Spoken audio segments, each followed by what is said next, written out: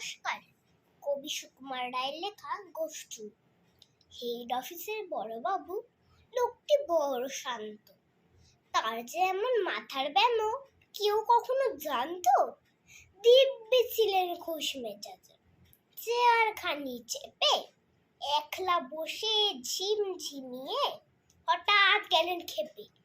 আটকে উঠে হাত পা ছুড়ে চোখটি করে গোল, হঠাৎ বলেন, গেলুম গেলুম, আমায় ধরে তোর।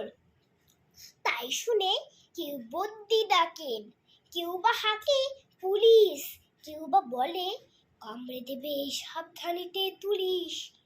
ব্যস্ত সবাই এদিক ওদিক করছে ঘোরাঘুরি।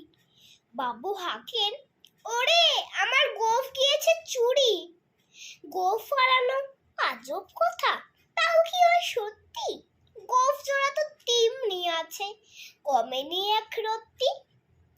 সবাই তারে বুঝিয়ে বলে, সামনে ধরে আয় না, মোটেও গোঁফ হয়নি চুরি, কখনো তা হয় না।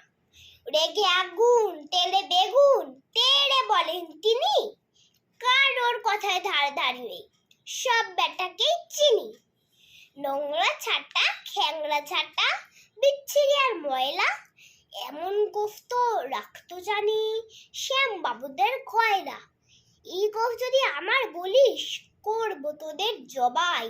এই না বলে জরিমানা করলেন তিনি সবাই।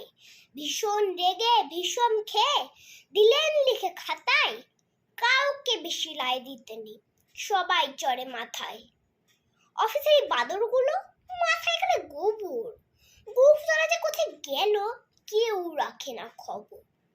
ইচ্ছে করে এই বেটাদের গোঁফ ধরে খুব নাচি, মুখ্যগুলোর মুন্ড ধরে কোদাল দিয়ে যাচ্ছি। গোঁফকে বলে তোমার আমার, গোঁফ কি কারোর কেনা? গোঁফের আমি, গোঁফের তুমি, তাই দিয়ে যায় চেনা। নমস্কার।